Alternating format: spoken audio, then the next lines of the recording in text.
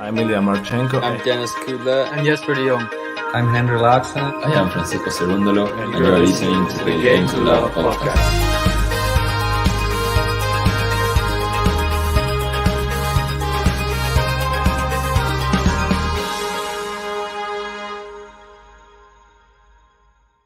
Hey, cheers, JG. We came to work today, and unfortunately, we couldn't do this with a normal microphone, so we're doing it off the phone this time.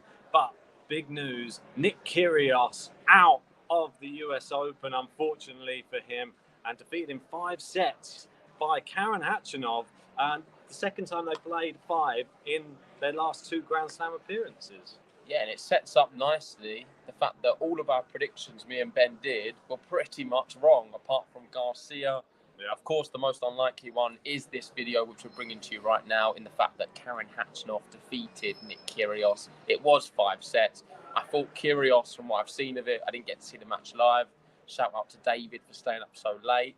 Yeah. But from what I've seen of it, it seems like Kyrgios didn't necessarily play a bad match. And it was he just come up against a guy in great form, a bit like Nadal with TFO. Khachanov was serving brilliantly, and it was just really difficult for Kyrgios to inflict the damage he has done to the likes of a Daniel Medvedev and everyone else on a Khachanov. And listen, Khachanov has now come out of the section of death. There was Medvedev there, we had Karen Khachanov on that side as well. Yep. And somehow he's managed to come out of it. And next up, I mean, he could even have a fellow Russian. If Rublev's able to beat TFO, he'll have Rublev, which I actually fancy him in that matchup. Well, imagine if we get 2 Russians in the final, in the Grand Slam that comes after the one that they were all banned from. Obviously, sorry, they can't play in the semi-final then. No, they're on the opposite side. They're on the opposite side. That's what I mean, they can play in the final. That's what I mean. I think that would be the biggest story of this US Open, is if we were to get 2 Russians in the final, especially after Rybakina was the one who won Wimbledon. And obviously, we know that she was born in Russia as well. So all of this, putting these Russian players down, maybe there's some sort of karma coming back on the tennis world and something good coming back to all these players that haven't been involved in all the atrocities, but they're still getting to play tennis again and getting to the top of the game. I said that I thought there'd be Medvedev who would be the hungriest because he's now defending, he didn't get to play Wimbledon. Looks like it's Khachanov and Rublev. Yeah. And I mean, Kyrgios, as he become favourite to win the US Open, he crashes out straight after. He couldn't handle the pressure of being the man who everyone thought could win. Yeah. And, it's quite sad actually for him, because I've seen, we'll go through some of the quotes he had in the presser in a minute. Yeah. But just to go through this one, we've got the US Open saying Khachanov has done it. The number 27 seed defeats Kyrgios in a tough 5-setter. You've got the image there. And the sets were so close. I mean, last time they played, I believe there was more tie breaks. This time, we had a 7-5 Khachanov first set. Kyrgios come back, won the second 6-4.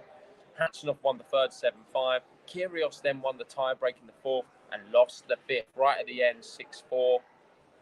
I mean, he was always playing catch-up, Nick Kyrgios. I think that first set was so important. And if he was able to win that first set, he probably would have come through this match. That's what he said as well, wasn't he? He said the first set. Say that? Yeah, he said, no, I just wasn't at the races. I didn't feel right on the court.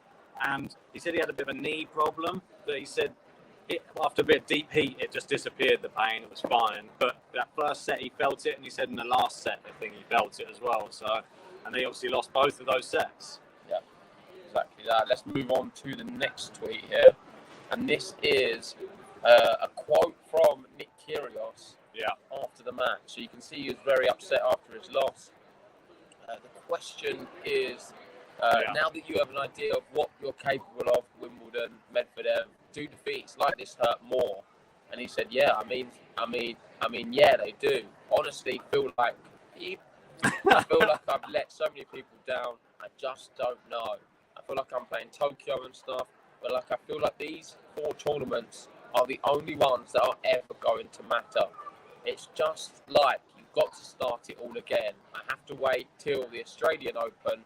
I'm devastated. It's just devastating. It's heartbreaking, not just for me, but everyone that I know that wants me to win. Yeah. He looked physically like he was going to cry, I think, and he was trying to stop himself because obviously he brings up such a macho persona, does Nick Kyrgios, that to show any sort of vulnerability, I think not only are we getting to see him as like a real like professional tennis player now, we're actually now getting to see him as like the more human side of Nick Kyrgios, which I think is great. I don't think he should be ashamed. I think he still played a great tournament. He still defeated the reigning champion.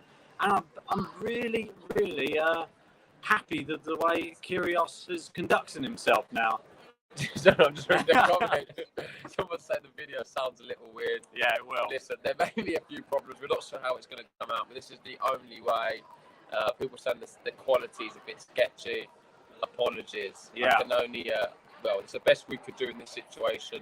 It may not be usable completely, but we thought we'd give it a go and see how it is. So if you can hear anything, I guess that is a bonus. Exactly right. The last one, because listen, just quickly on that, the point I wanted to make is it seems like now Nick Kyrgios, he's realised that in his career he doesn't really want to. He's not bothered about any of the other tournaments. For him, winning a Masters would be great, but it's not the be all and end all. The focus is, can Nick Kyrgios win a Grand Slam? If he can, that's all he really needs. That's his main focus. Yeah. I don't think he's expecting to win loads either. I think he's the type of guy, he'll be happy with one and done.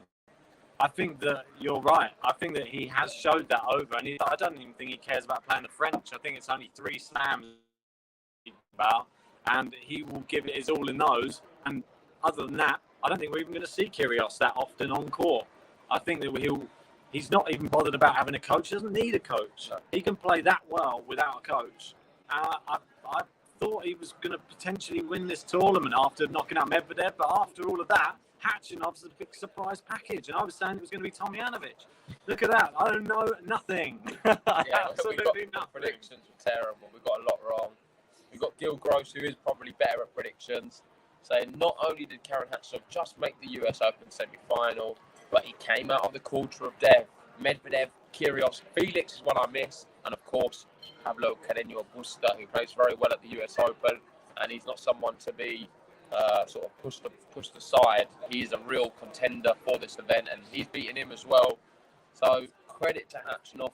Can he go all the way and win it? Who's to say not? Really, I mean, the draw's opened up. You look at it, who's left. The big one for me is going to be Alcaraz Sinner.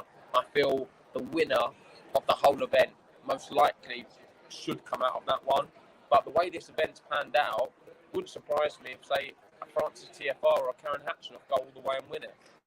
Well, yeah, Casper Ruud can be world number 1, and I was laughing about the facts, and then he goes and destroys Berrettini. So I think anything can happen in this tournament. If Casper Ruud keeps playing like that, we could see him get his first Grand Slam on hard court, and that would be the biggest surprise for me. Yeah. Anyway, let's wrap that up there. We'll stop sharing, so maybe the quality could be slightly better. Yeah. Hopefully you could hear anything we were saying, but if not, don't worry. This is just a roundup to speak about Nick Kyrgios and the fact that he's gone out, because it is a big shock exit. I didn't anticipate it happening at all. It's not quite as big as Rafa losing to TFR, but probably the second biggest to that, if I'm honest. Especially this late in the tournament. I mean, I honestly believed he was going to win that one in straight. So, but let's wrap it up there. We will be bringing you some matches tonight. Of course, we've got some more quarter-final action. The biggest one is going to be the real late one. So unfortunately, I think me and Ben are going to be able to make it with work commitments. That's 1:30 a.m. Alcaraz Sinner. But we will be doing Iga Swiatek at midnight. We've also got Sabalenka Pliskova, I believe, at 5 o'clock. So stay tuned to the channel. Make sure, if you haven't already, give us a like on the video. Subscribe if you're new. And of course, we've also hit a big target, 45,000.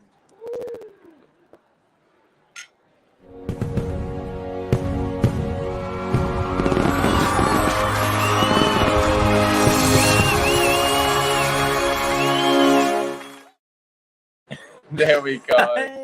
Let's wrap it up there before we lag far too much. Thanks for watching, and we'll see you very soon. See ya.